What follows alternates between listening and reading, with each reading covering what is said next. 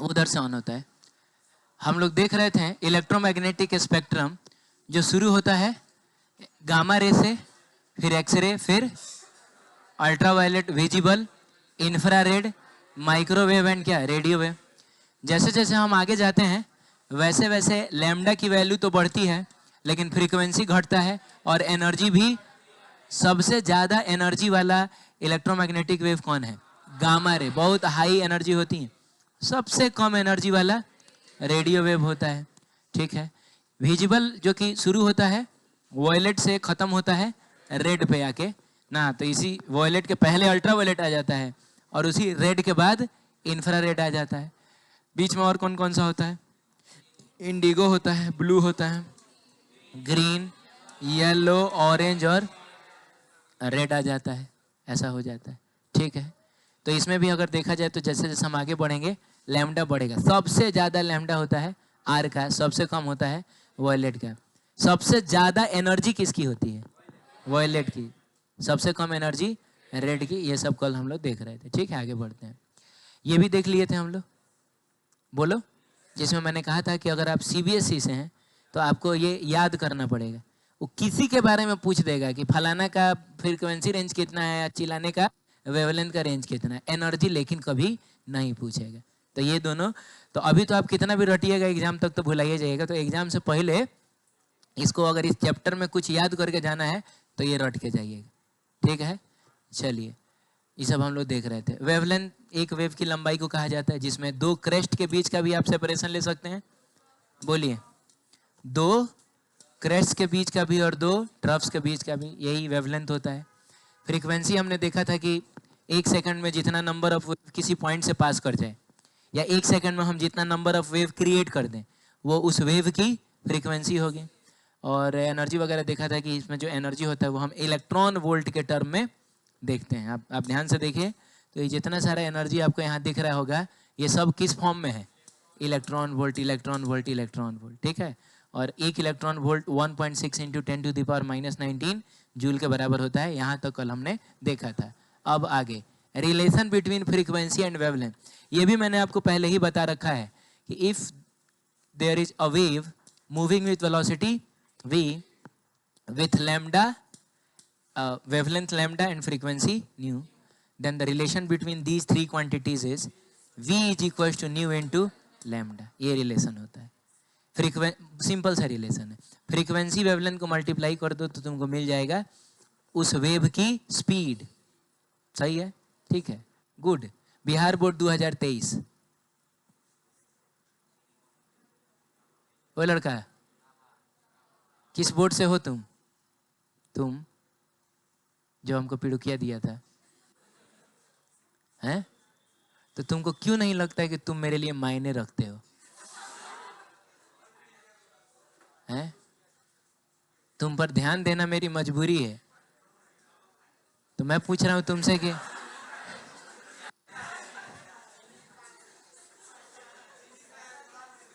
ठीक है, चलो चलो हो गया। कोई बात नहीं है। इधर देखो, मैं कह रहा हूं कि ये बिहार बोर्ड 2023 के क्वेश्चन का आंसर बताओ। क्या पूछा है? पूछ रहा है कि किसका वेवलेंथ सबसे कम होता है। किसका सबसे कम है? गामा रे का। तो ये हो जाएगा गामा रे। ठीक है। ये क्या पूछता है? इन विजिबल स्पेक्ट्रम, तो विजिबल वॉयलेट से शुरू होगा रेड तक जाएगा। सबसे ज्यादा वेवलेंथ किसका? जो सबसे उधर होगा रेड का। क्या बात करो, ये भी 2023 का देख रहे हो। हाँ, ये लेकिन ये सीबीएसई है और कह रहा है which one of the following electromagnetic radiation है द लीस्ट वेवलेंथ। और एग्जाम्पल में है गामा, माइक्रो, विजिबल, एक्स। एक मिनट ये देखो तो, अल्ट्रा, एक्सरे, माइक्रोवेव, ये आखिर बात क्या है? हैं? उसने भी सेम वही पूछा, which of the following electromagnetic radiation. ये भी पूछा विच ऑफ द, इसमें वन लगा दिया ही ना, थोड़ा अंतर आ गया। Which one of the following, लेकिन ये कैसे हो सकता है? हैं? कुछ तो बात है। हाँ, समझ रहे हो? एक ही सवाल एक ही साल ऑब्जेक्टिव में, बस उसने बोला था मिनिमम वेवलेंथ, ई बोल रहा है लीस्ट वेवलेंथ।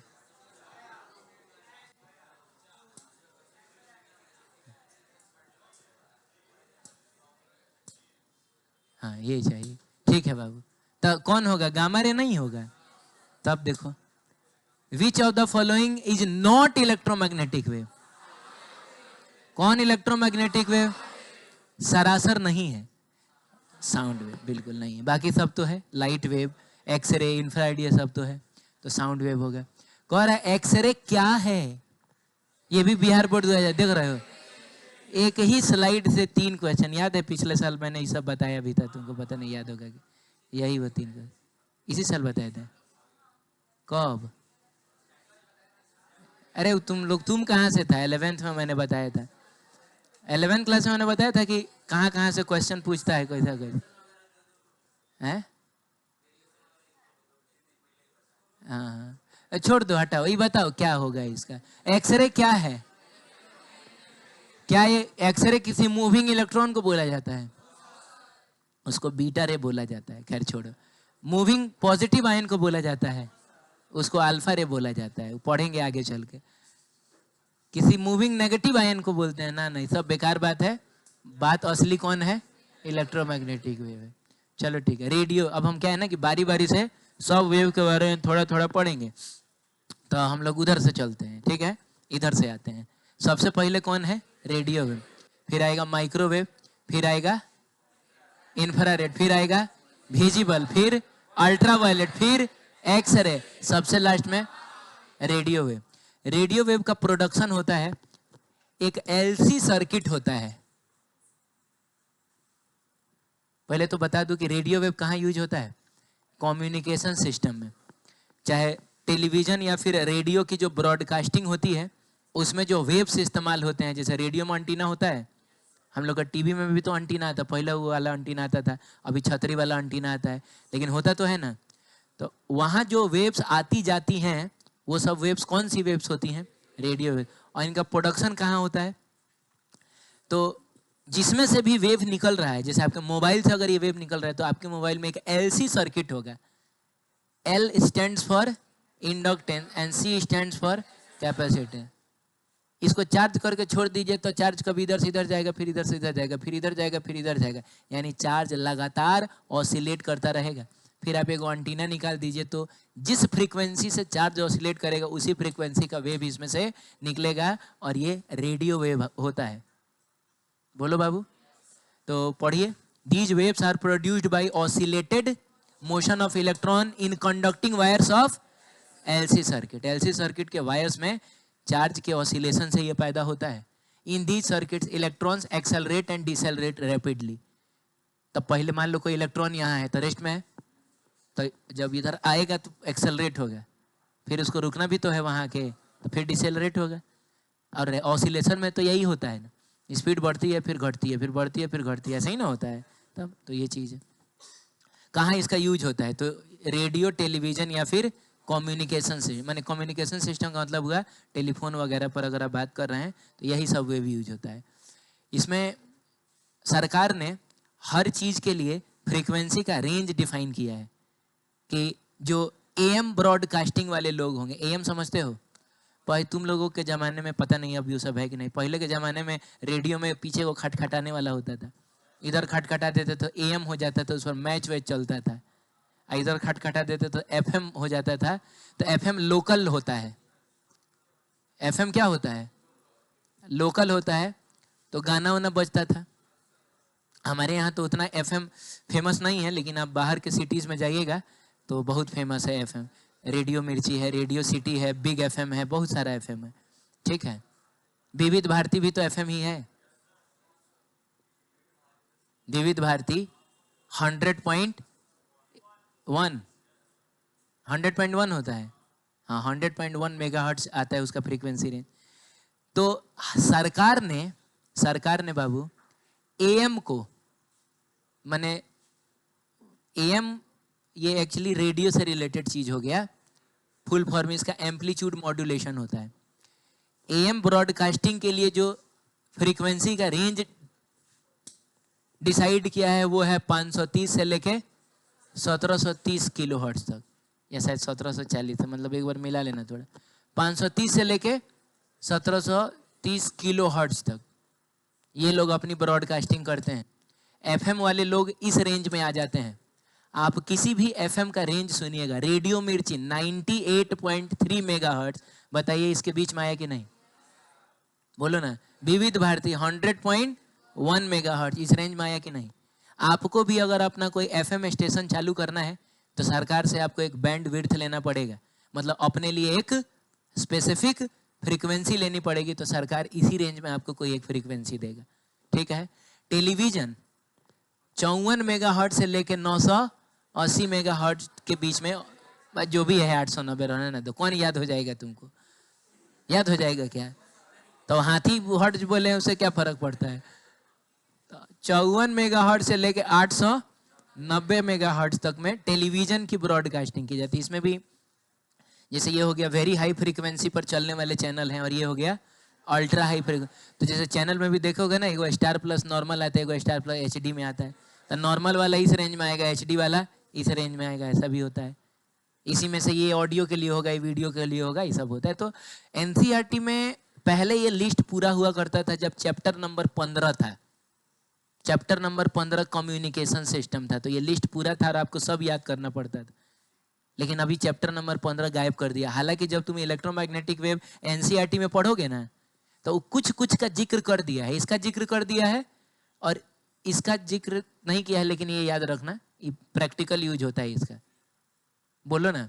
और इसका जिक्र किया कि 54 से लेके 890, बाकी किसी का जिक्र नहीं किया। और बाकी के लिए बोला है कि इसको डिटेल में पढ़ना है चैप्टर नंबर 15 में। किताब में खोजोगे चैप्टर नंबर 15 है ही नहीं। आप समझ रहे हैं? तो बाकी सब याद करने के लिए उतने इंपॉर्टेंट नहीं है, क्योंकि अब ये एनसीईआरटी में नहीं रहे। लेकिन फिर भी अगर आप रिस्क से बचना चाहते हैं तो याद रख सकते हैं। ये सब नहीं याद रख के बस ये याद रखिए कि 54 से लेके यहाँ तक होता है। सेल्यूलर मोबाइल, अब ये जो मोबाइल से कम्युनिकेशन होता है, अरे 2G 3G 4G ये सब जो है, उसके लिए ये वाला बैंड विड्थ है। तो आपके मोबाइल से जो वेव टावर तक जाता है वो इस रेंज में आता है, 896 से 901। और टावर से आपके मोबाइल में जो वेव आता है वो इस रेंज का होता है, 840 से 935, और ये सब मेगाहर्ट्ज में होता है। सही है, ये चीज़ है। अगर आप डायरेक्ट सैटेलाइट के थ्रू कम्युनिकेशन करना चाहते हैं, आप चाहते हैं एकदम सैटेलाइट से, यहाँ से सैटेलाइट में आपका डेटा जाए, बोलिए, फिर वहाँ से सैटेलाइट के थ्रू कहीं और जाए, तो उसके लिए फ्रीक्वेंसी ऑब्वियसली बहुत ज़्यादा होनी चाहिए। अब मेगाहर्ट्ज से काम नहीं चलेगा, गीगाहर्ट्ज में अब होना चाहिए। तो अप लिंक का मतलब हुआ यहाँ से सैटेलाइट तक भेजना है तो आपको इस फ्रीक्वेंसी रेंज में आना पड़ेगा, और सैटेलाइट से अगर आप तक आएगा तो वो इस फ्रीक्वेंसी रेंज में आएगा। ठीक है, तो ये सब बातें हैं। बात करेंगे माइक्रोवेव्स की। माइक्रोवेव्स को शॉर्ट वेवलेंथ रेडियो वेव भी कहा जाता है। प्रॉपर्टी में बहुत हद तक ये रेडियो वेव से मिलते जुलते हैं, क्योंकि जस्ट रेडियो वेव के बाद ही ना आते हैं। तो लेकिन इनका वेवलेंथ अब छोटा ना हो जाएगा। अरे जैसे जैसे उधर जाएंगे वेवलेंथ क्या होता जाएगा? छोटा होता जाएगा। ठीक है, तो रेडियो वेव से इनका वेवलेंथ छोटा होता है। आपको याद होगा रेडियो वेव का वेवलेंथ होता है 10 सेंटीमीटर से लेकर कई किलोमीटर तक, फ्यू किलोमीटर तक। लेकिन माइक्रोवेव का होता है 1 मिलीमीटर से लेके 10 सेंटीमीटर तक, तो वेवलेंथ छोटा हो गया। तो इसीलिए भी कहा जाता है। इनका प्रोडक्शन कहाँ होता है? कुछ स्पेशल वैक्यूम ट्यूब्स होती हैं, क्लिस्ट्रॉन्स, मेगाट्रॉन्स एंड गन डायोड्स। अब ये क्या है, कैसे फंक्शन करते हैं, ये आपको जानना नहीं है, बस ये समझना है कि कुछ होता है जिसमें इसका प्रोडक्शन होता है। ठीक है, रही बात यूज की, तो इसका नामे से समझ में आ रहा है, सबसे पहला यूज दिमाग में क्या आएगा? Microwave oven. माइक्रोवेव ओवन में इसका यूज होता है। तो सवाल है कि माइक्रोवेव ओवन में माइक्रोवेव्स का इस्तेमाल हम करते कैसे हैं? तो सुनिए, माइक्रोवेव की जो फ्रीक्वेंसी होती है ना, वो वाटर मॉलिक्यूल्स के वाइब्रेशन की फ्रीक्वेंसी से मैच करती है। अच्छा, एक बात आप जानते हैं कि लिक्विड हो, सॉलिड हो, चाहे गैस हो, किसी के मॉलिक्यूल्स रेस्ट में नहीं होते हैं। गैस के मॉलिक्यूल्स के पास तो ट्रांसलेशनल मोशन भी होता है, रोटेशनल मोशन भी होता है।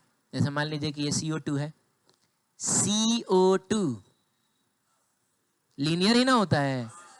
तो जब ये घूमेगा ना तो वो रोटेट भी करेगा। अरे क्या करेगा? रोटेट भी करेगा, ट्रांसलेट भी करेगा और वाइब्रेट भी करेगा। ये वाइब्रेट भी करते रहता है। तीनों टाइप का मोशन होता है। लिक्विड वालों के पास भी तीनों टाइप का मोशन, लेकिन सॉलिड के मॉलिक्यूल्स के पास ट्रांसलेशनल मोशन। अगर एक मॉलिक्यूल आज यहाँ है तो कल भी यही रहेगा, वो कल यहाँ नहीं जाएगा। लेकिन इसके पास होता है वाइब्रेशनल मोशन। गर्म करने का मतलब हुआ, माने अगर इसका टेम्परेचर आपको बढ़ाना है तो आप ये वाइब्रेशन बढ़ा दीजिए, कैसे भी करके वाइब्रेशन बढ़ जाएगा। अब आप इसको छूइएगा, ये आपको गर्म फील होगा। समझ रहे हैं? अब होता क्या है कि वाटर मॉलिक्यूल्स की जो फ्रीक्वेंसी होती है ना, वो मैच कर जाती है माइक्रोवेव की फ्रीक्वेंसी से।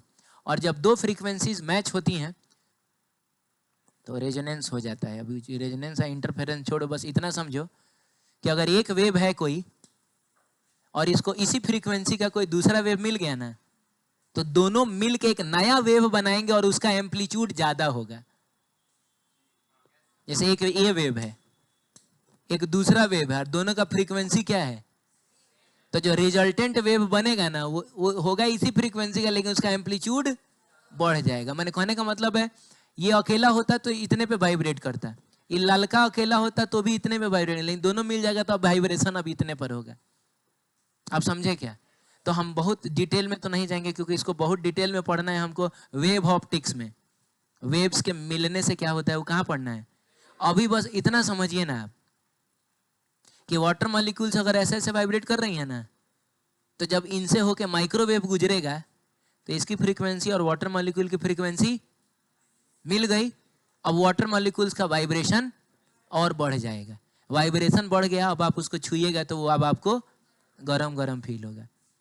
अरे बोलो, हाँ ठीक है। तो ऐसे ऐसे काम करता है माइक्रोवेव। जैसे अगर मान लीजिए कि जैसे माइक्रोवेव में आपने क्या रखा है, पिज्जा रखा है, बोलिए यहाँ से माइक्रोवेव आया, अरे होगा उधर कोई क्लेस्ट्रॉन होगा, मैग्नेट्रॉन होगा, कुछ होगा जिसमें से वाइब निकला। यहाँ एक पंखा टाइप का है, चाहे कोई मिरर टाइप का होगा, रिफ्लेक्ट करके नीचे जाएगा। और जब वो इस पिज्जा से होके गुजरेगा तो वाटर मॉलिक्यूल्स के वाइब्रेशन को ये क्या करेगा, बढ़ा देगा। आप समझ रहे हैं? जिसकी वजह से ये पिज्जा अंदर ही अंदर गर्म हो जाएगा। बाहर से कोई हीट इसको नहीं दिया जा रहा है। बोलिए ना, हम चाहें तो जैसे केक सबसे ज्यादा जरूरी कहाँ होता है, पिज्जा उज्जा थोड़े घर में कोई बनाता है केक, लेकिन लोग बनाता है बहुत लोग। कुछ लोग कुकर में केक बना देता है। अच्छा हंस रहा है सर, कुकर में नहीं केक बनता है, कुकर में केक बन जाता है। हाँ लेकिन प्रॉब्लम ये है, सुनो प्रॉब्लम सुनिए क्या है कि कुकर में अगर आप कुछ बना रहे हैं ना, तो आपको हीट बाहर से ना देना पड़ रहा है, तो क्या होगा, बाहर वाला ज्यादा पक जाएगा, अंदर वाला कच्चा रह जाएगा। आप समझे नहीं? बाहर वाला ज्यादा पक जाएगा और ढेर पकाने के चक्कर में जल जाएगा। पता चलेगा पेंदी जल गया है, ऊपर वाला अभी कच्चा ही है, चाहे अंदर वाला कच्चा ही है। ऐसा होता है। काम चलाऊं केक बनता है कुकर में। लेकिन अगर प्रोफेशनल केक आपको बनाना है तो जितना बाहर पकना है उतना ही। ऐसा तभी हो सकता है, वो बाहर से हीट देके तो होगा नहीं, क्योंकि हीट अंदर तक पहुंचते पहुंचते कम होता जाता है। तो इसका सबसे अच्छा तरीका है कि आप इससे होके क्या गुजार दीजिए, माइक्रोवेव गुजार दीजिए। वो माइक्रोवेव पूरे केक को चीर के निकलेगा। तो कहने का मतलब है कि वो बाहर के वाटर मॉलिक्यूल को जितना वाइब्रेट करेगा, अंदर के वाटर मॉलिक्यूल को भी उतना ही वाइब्रेट करेगा। नहीं, बाहर जितना टेम्परेचर बढ़ेगा अंदर भी उतना ही टेम्परेचर बढ़ेगा। इसका मतलब हुआ केक एकदम इवनली पकेगा, जितना अंदर उतना बाहर। बोलो बाबू। Yes good. तो ये चीज है। तो ये मैं पढ़ूं कि पढ़िए देते हैं। In microwave oven the frequency of these waves is selected to match the resonant frequency of क्या, वाटर मॉलिक्यूल। माने हम माइक्रोवेव की वही फ्रीक्वेंसी, क्योंकि माइक्रोवेव का भी एक रेंज ना आता है, तो हम वही फ्रीक्वेंसी सेलेक्ट करते हैं। वही फ्रीक्वेंसी सेलेक्टेड जो मैच करता है वाटर मॉलिक्यूल की फ्रीक्वेंसी से। और फ्रीक्वेंसीज के मैच करने की घटना को एक्चुअली रेजोनेंस कहा जाता है, तो इसीलिए रेजोनेंट फ्रीक्वेंसी बोला है। so that energy from the wave is transferred efficiently to the kinetic energy of the molecule। तो इससे होता क्या है कि माइक्रोवेव की जो एनर्जी है ना, वो ट्रांसफर हो जाएगी किस में, वाटर मॉलिक्यूल की काइनेटिक एनर्जी में, जिससे वो ज़्यादा तेजी से वाइब्रेट करेगा। This rises the temperature of any food containing क्या, वाटर। माइक्रोवेव में कभी भी वो फूड नहीं पक सकता है जिसमें पानी नहीं है, बोलो। लेकिन लगभग देखा जाए पानी तो सब में है। क्या बोल रहे हो?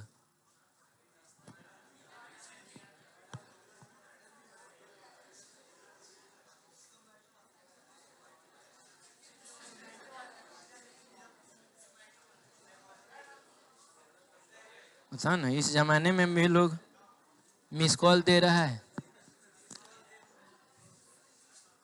चलो ठीक, सुनो सुनो, बकवास नहीं करो।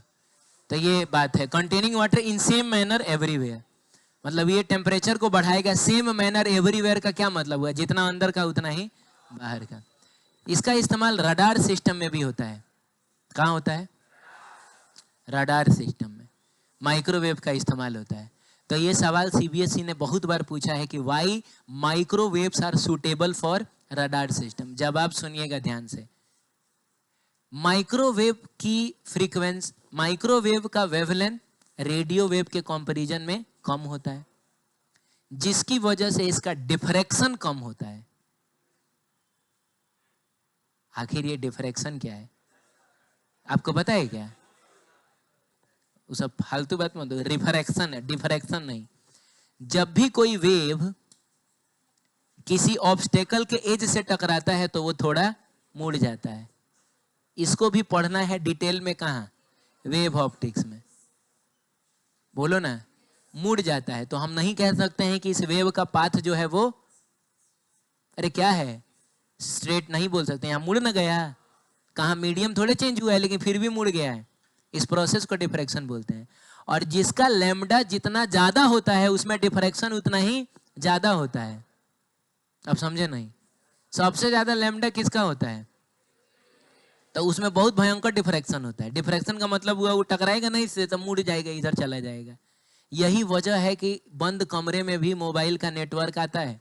हल्का सा भी कहीं छेद अगर है तो उसमें से मुड़ के वो आ जाएगा आपके मोबाइल तक। अरे बोलिए ना, कहीं भी हल्का फुल्का तो बहुते छेद है, वो देख लीजिए उतना बड़का छेद, उसी में से आ जाएगा। आप समझ रहे हैं? चुप रहिए। लेकिन माइक्रोवेव के पास, अच्छा, तो अगर हम रडार सिस्टम में, छोड़िए, माइक्रोवेव का वेवलेंथ लेकिन कम होता है, तो उसमें डिफ्रैक्शन भी कम होगा, यानी वो उतना नहीं मुड़ेगा, हल्का सा मुड़ेगा, या मान के चलिए कि लगभग वो नहीं ही मुड़ेगा। तो माइक्रोवेव में ऐसा देखा जाएगा ना कि वो लगभग लगभग सीधा ही चला जाता है। समझे क्या? तो ये इसमें डिफ्रैक्शन कम होता है ना, तो ये बहुत दूर तक स्ट्रेट लाइन पाथ में मूव करता है। इसीलिए इसका इस्तेमाल किया जाता है रडार सिस्टम में। कोई पूछेगा तो आप यही बताइएगा, due to short wavelength as compare to क्या, radio wave, they have a tendency to transmit up to a very large distance in straight line without diffraction, so these waves are used in radar system. बोलिए, diffraction is a process in which a wave bends through the edges of any object. तो इसके बारे में अभी हल्का सा मैंने trailer पर दिया है, पढ़ना इसको तो डिटेल में आ गया, पूरा डेरिवेशन वगैरह करेंगे इसके लिए कि आखिर कितना मुड़ता है।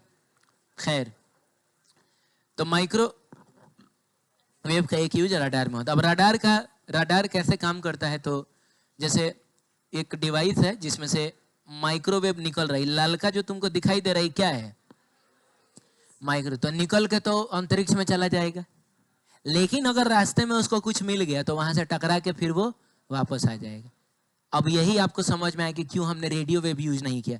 रेडियो वेव भेजते ना तो यहाँ टकराता, मुड़ के ऊपर चल जाता है, तो उसके पास मुड़ने की प्रॉपर्टी बहुत ज्यादा होती है, वो आता ही नहीं वापस लौट के। लेकिन ये माइक्रोवेव है, इसके पास मुड़ने की प्रॉपर्टी, तो ये टकरा के वापस आ जाएगा। छेद के तो नहीं निकल जाएगा, टकरा के वापस आएगा। टकरा के जब ये वापस आएगा तो ये जो छतरी होता है वो रिसीवर होता है, वो उस वेव को रिसीव करेगा और फिर ये डिसाइड करेगा कि हाँ वहां से वेव वापस आया है, इसका मतलब जरूर वहां पे कुछ है। ये कितनी देर में जाके वापस आ रहा है वो ये टाइम कैलकुलेट कर लेगा। अपनी स्पीड तो इसको पता ही है कि हवा में कितनी है। बोले यार मान लो 0.001 सेकंड में वापस आ गया लौट के, अपनी स्पीड तो इसको पता होगी ना कि मेरी स्पीड हवा में 3 × 10⁸ मीटर पर सेकंड है। वैक्यूम से थोड़ा ही कम होता है, लगभग उतना ही होता है। तो स्पीड पता ही है, स्पीड टाइम पता ही चल गया कितनी देर में आ गया, तो क्या डिस्टेंस नहीं पता चल जाएगा? तो ये भी पता चल जाएगा कि वो चीज़ कितनी ऊंचाई पे है, कितने दूर से टकरा के आ रहा है, तो उससे उसका शेप भी पता चल जाएगा। फिर अभी यहाँ से टकरा के आ रहा है, थोड़ी देर बाद यहाँ से टकरा के आएगा, बोलो। तो इससे इसका स्पीड भी पता चल जाएगा। मतलब फिर ये रडार सिस्टम बता देगा कि वो क्या है, कितनी ऊंचाई पे है और किस स्पीड से जा रहा है। सही है। तो जनरली इन डिवाइसेस को सेटअप किया जाता है किसी मिलिट्री व्हीकल के ऊपर, ताकि आप इसको कहीं भी लेके जा सकें। अरे बोलिए ना। हाँ, तो ये क्या करता है, उसके ऊपर एक ऐसा डिवाइस होगा जो घूम घूम के चारों तरफ माइक्रोवेव्स छोड़ेगा। अब जहां जहां कोई ऑब्जेक्ट होगा हवा में, वहां वहां से वेव्स टकरा के वापस आएंगी। तो एक इस टाइप का स्क्रीन होता है जिस पे आपको पता चलेगा, जैसे यहाँ 3 को कुछ था कि नहीं बताओ, फिर यहाँ भी 3 को कुछ है कि नहीं, तो इससे पता चल जाएगा कि कहाँ कहाँ कुछ कुछ है कि नहीं। तो ये सब होता है। ठीक है। माइक रडार का और कहाँ कहाँ इस्तेमाल होता है? तो पहला इस्तेमाल तो वही एयरक्राफ्ट नेविगेशन में, हवाई जहाज किस स्पीड पे है, किधर जा रहा है, किस डायरेक्शन में, ये सब पता चलेगा। Speed detection bye traffic police. होता क्या है कि अब हमारे देश में तो नहीं, लेकिन विदेशों में अगर आप बहुत तेजी से गाड़ी चला के जा रहे हैं तो ट्रैफिक पुलिस के पास एक गन होता है। तो आप बहुत तेजी से जाएगा ना, तो आपको गन होता है, उसमें से बुलेट नहीं निकलता है, उसमें से निकलता है माइक्रोवेव। तो होता क्या है कि वो जाएगा, आपकी गाड़ी से टकरा के वापस आएगा। देखिए, तुम लोग, हमको लगता है ना कि तुम लोग ये मनाते हैं ना कि पढ़ाई छोड़ के हर चीज होता रहे ना। सही बोल रहा हूँ ना मैं? बाकी सब चीज होता रहे, कभी मान लीजिए पंखा गिर जाए ना, कभी तुम लोग मना रहे कि मेरा बोर्ड फूट जाए, जो ऐसा मना रहे उसका कोड फूट जाए।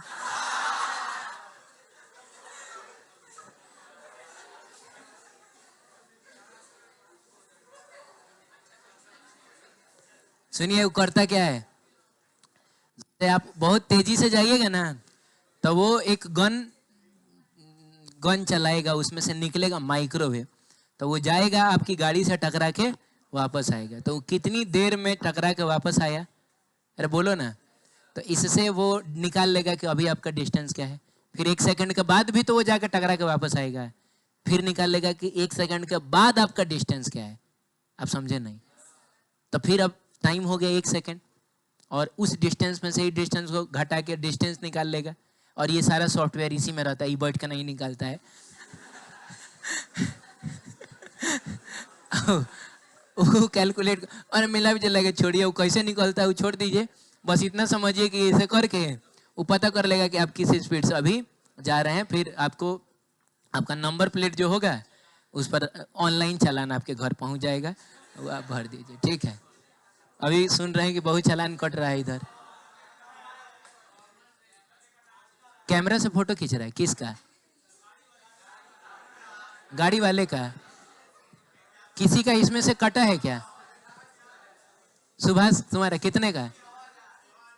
5,000, 6,000, 5,000 लाइसेंस के लिए, 1,000 हेलमेट के लिए, हेलमेट के लिए 1,000 कटा होगा।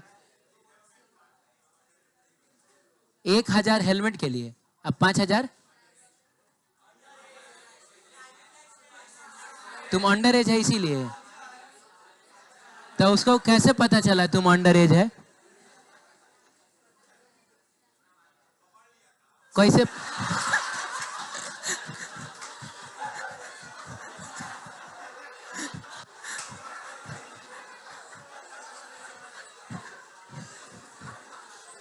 इमीडिएट मिलिट्री पर्पस में रडार का, रडार की सबसे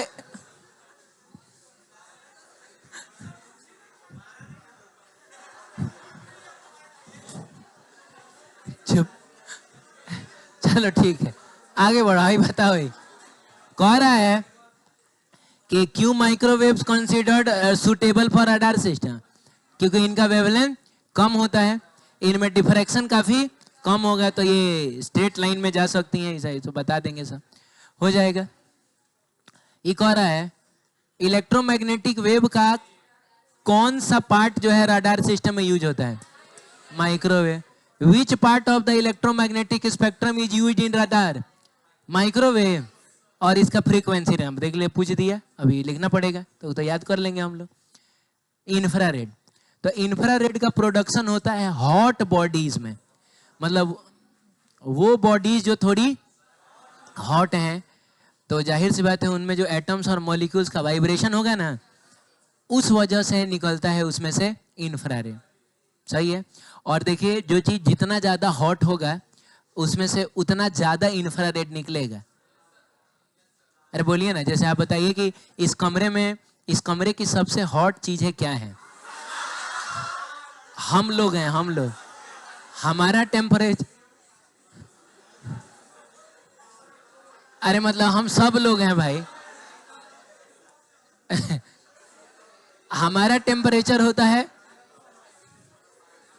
शांत रहिए, हमारा, ओए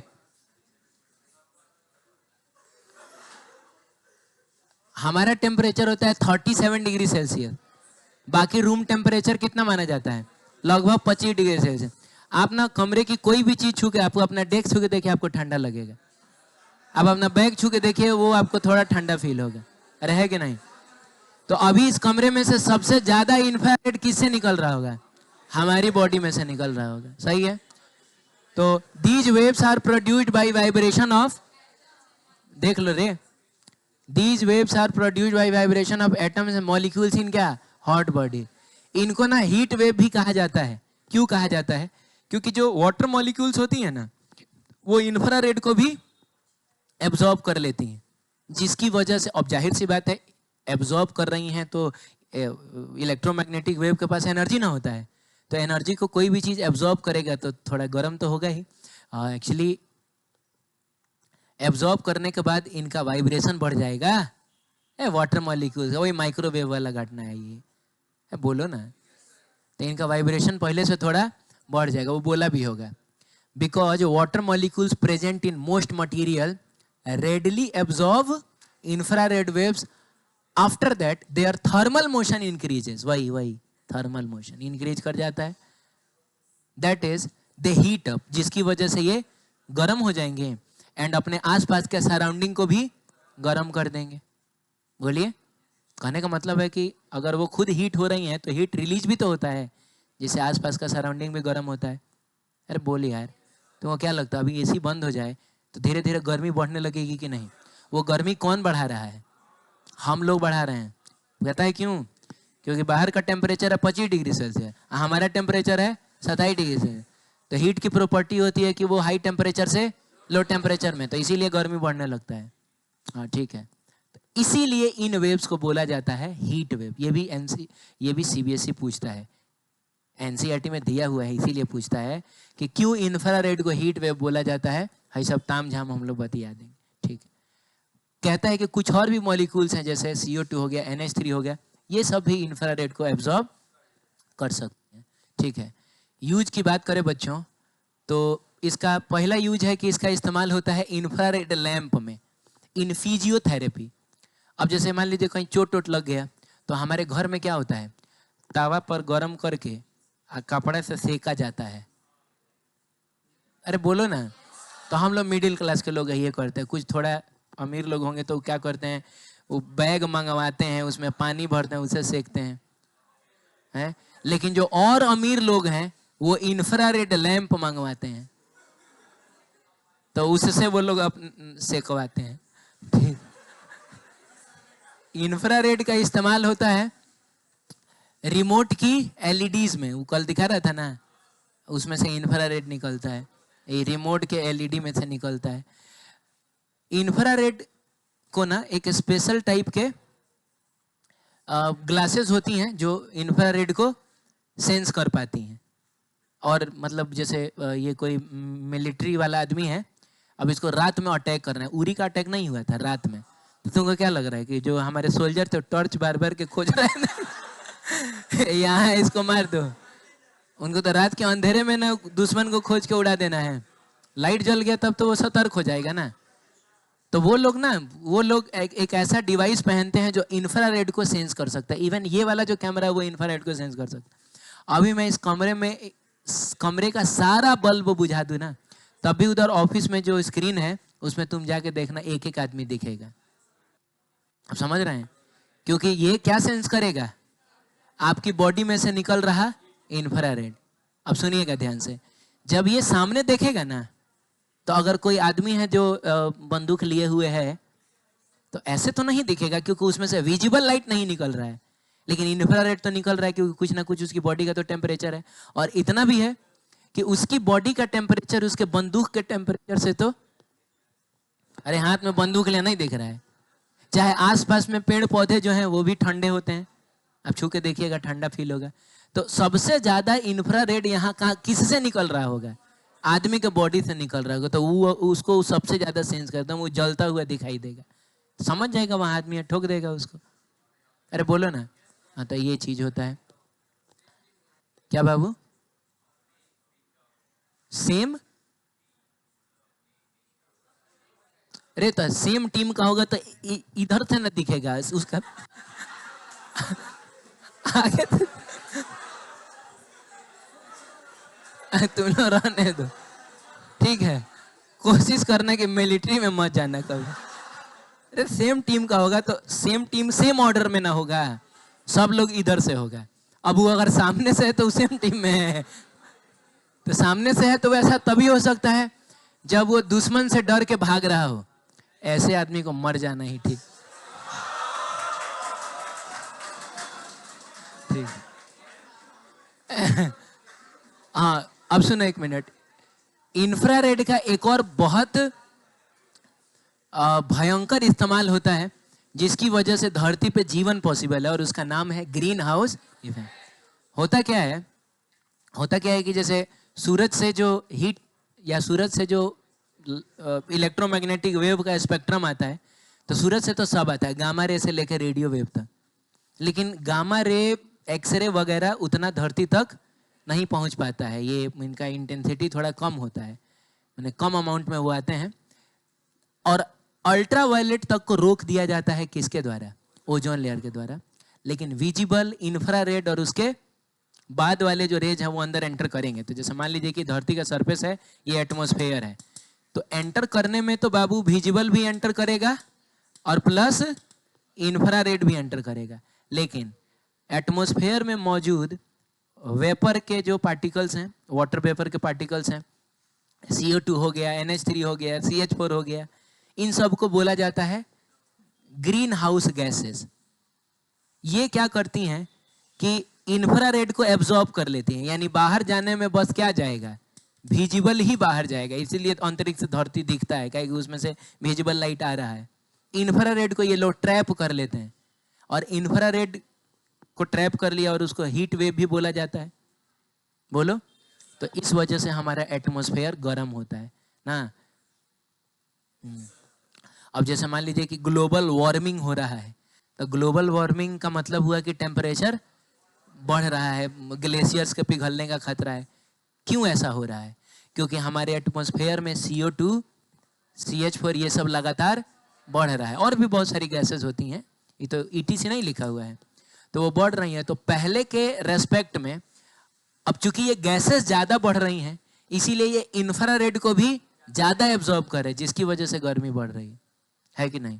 तो ये सारी बातें हैं, तो पढ़ लीजिएगा, सेम चीज लिखा होगा, कोई दिक्कत नहीं। आगे बढ़े ना। कह रहा है how are infrared wave produced.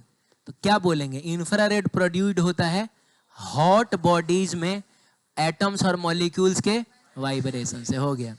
Why are these waves referred to as heat wave?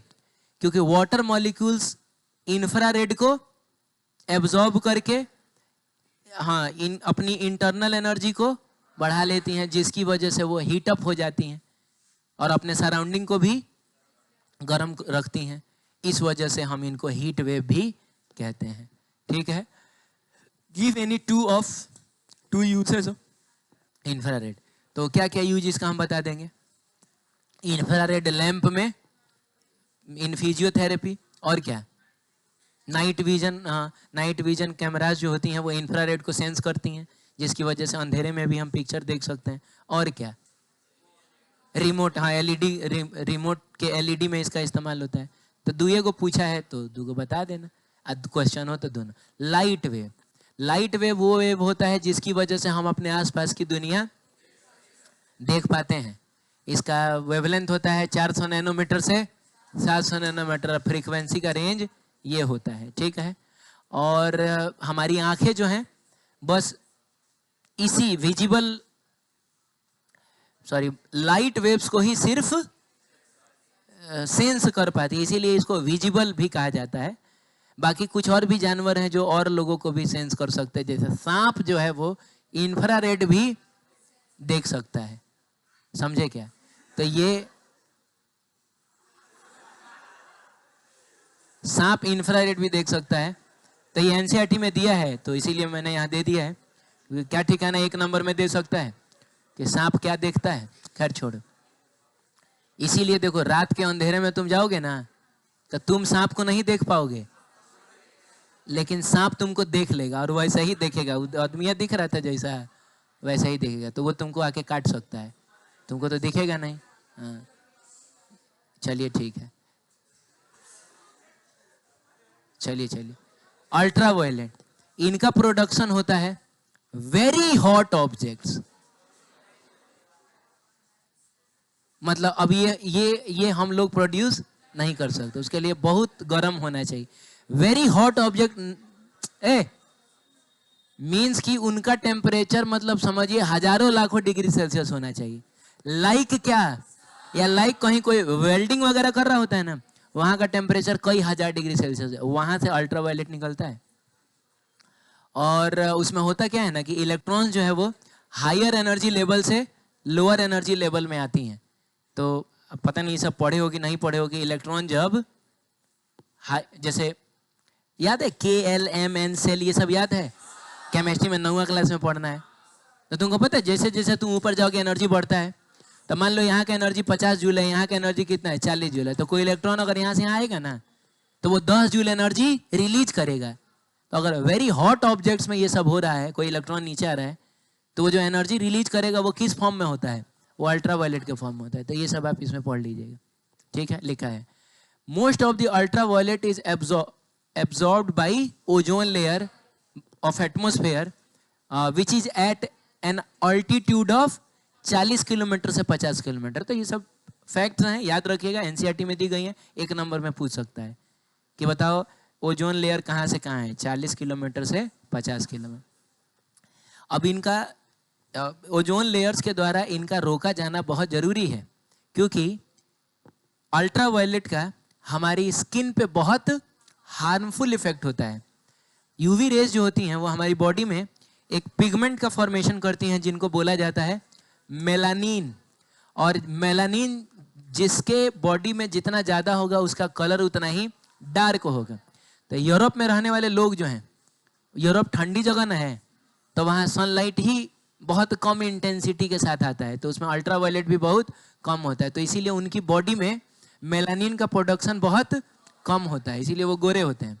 Africa वगैरह में गर्मी ज़्यादा पड़ता है, तो लाइट ज़्यादा इंटेंसिटी से आ रहा है, तो उसमें अल्ट्रा वायलेट भी ज़्यादा होगा, उनके बॉडी में मेलानिन ज़्यादा बनता है, इसीलिए उनका कलर जो होता है वो डार्क होता है। वो लड़का क्या उधर है,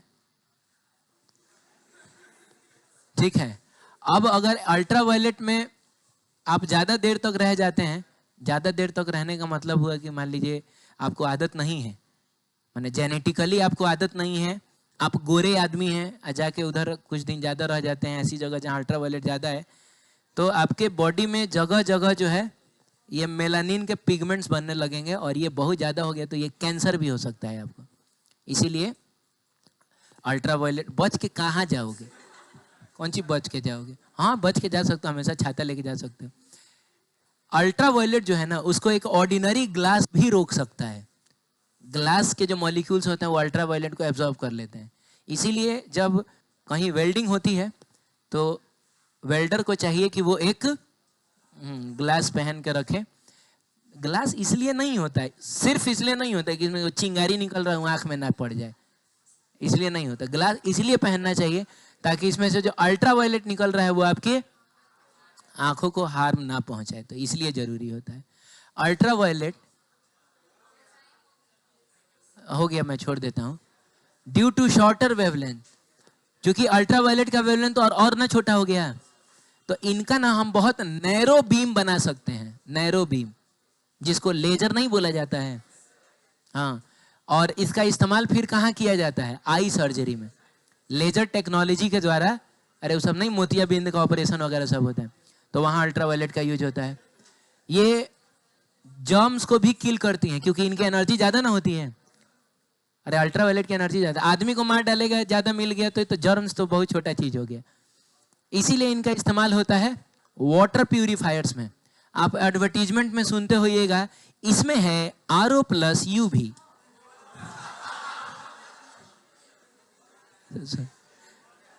UV का मतलब क्या हुआ? अल्ट्रा। RO का तो रिवर्स ऑस्मोसिस होता है, इसका प्रोसेस कुछ और होता है, लेकिन अल्ट्रावायलेट इसलिए है उसमें ताकि कोई जर्म वगैरह है तो वो उसको किल कर सके। अब अल्ट्रावायलेट चूंकि बैक्टीरिया वगैरह को मार सकता है, इसीलिए हम लोग सर्जिकल इंस्ट्रूमेंट को स्टेरलाइज करने के लिए या सैनिटाइज करने के लिए भी हम लोग अल्ट्रावायलेट का इस्तेमाल करते हैं। जैसे एक ऑपरेशन हो गया तो जो भी कैंची छुरी है सब फेंका थोड़े जाता है। अब दिन भर में एक डॉक्टर को 20 गो ऑपरेशन करना है, सेम ही कैंची छुरी इस्तेमाल होगा, तो उसको स्टेरलाइज करने के लिए तो सैनिटाइजर वगैरह से धोया जाता है और कुछ देर के लिए उसको एक ऐसे चैम्बर में रख दिया जाता है जिसमें क्या गुजर रहा है? अल्ट्रावायलेट, तो वो सारे जर्म्स को मार डालेगा। क्या बोलते हो? चलो ठीक है, तो ये बता के आंसर बता के जाओ। जो अल्ट्रावायलेट हो जाएगा। ए गुस्सा मत दिलाना हमको। कह रहा है कि उस इलेक्ट्रोमैग्नेटिक रेडिएशन का नाम बताइए जो वाटर प्यूरिफिकेशन और आई सर्जरी में यूज होता है। अल्ट्रावायलेट। कह रहा है identify electromagnetic right wavelength range. आप बताइए वो कौन है और उसका वेवलेंथ रेंज क्या है जो किल करता है वाटर प्यूरिफायर में उसको? तो वो अल्ट्रावायलेट में आप वेवलेंथ रेंज हम लोग याद कर लेंगे। Name the 2 sources of these radiations. हाँ तो सन हो गया, जहाँ वेल्डिंग होता है वहाँ ऐसा बता देंगे उसको हम। चलो जाओ एक्सरे कॉल देख लेना।